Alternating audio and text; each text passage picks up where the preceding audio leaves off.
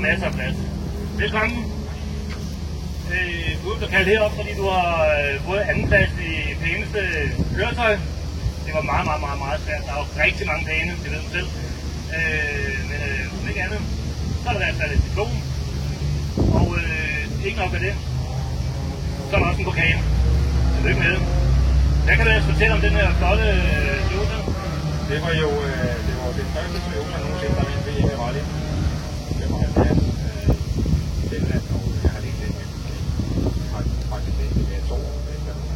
Men vi har ikke været så videre i den. Og er den restaureret, eller har han lavet det på? Altså første ejer har givet den en lakering for 2 år siden. Det er stort set. Det er rigtig flot. Rigtig flot. Tillykke med det.